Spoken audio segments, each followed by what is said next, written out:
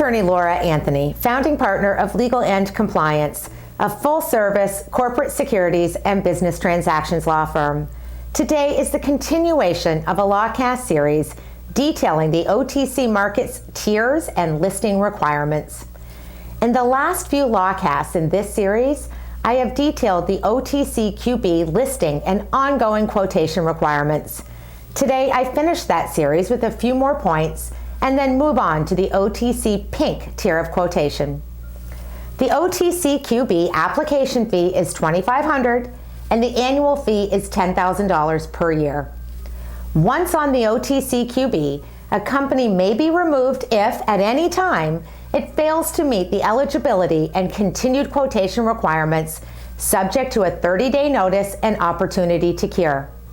Also, OTC Markets Group may remove the company's securities from trading on the OTCQB immediately and at any time without notice if OTC Markets, upon its sole and absolute discretion, believes the continued inclusion of the company's securities would impair the reputation or integrity of OTC Markets Group or be detrimental to the interests of investors. In addition, OTC Markets can temporarily suspend trading on the OTCQB pending further investigation or due diligence review. Also, a company may voluntarily withdraw from the OTCQB with 24 hours notice. Now, moving on to the OTC Pink level of quotation.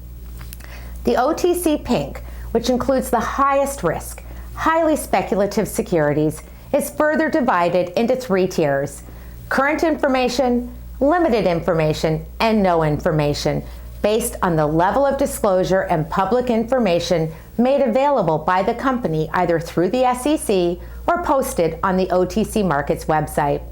There are no qualitative standards beyond disclosure for OTC Pink companies, which include companies in all stages of development, as well as shell and blank check entities.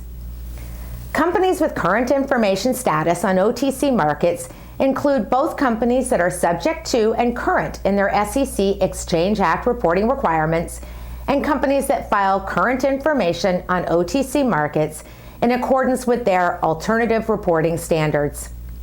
Companies with limited information status on OTC Markets are delineated by a yield sign and post some financial and basic information on the company on the OTC Markets website, but either do not report to the SEC or do not include enough information to satisfy the current information requirements.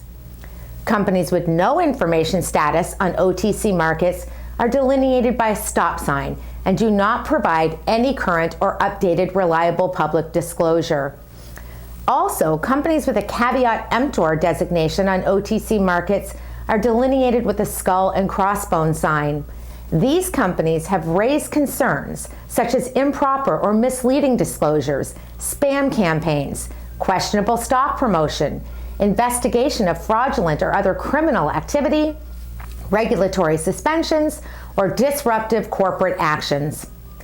I'm securities attorney Laura Anthony, founding partner of Legal and Compliance and producer of LawCast.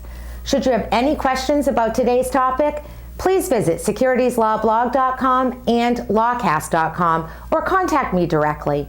Inquiries of a technical nature are always encouraged.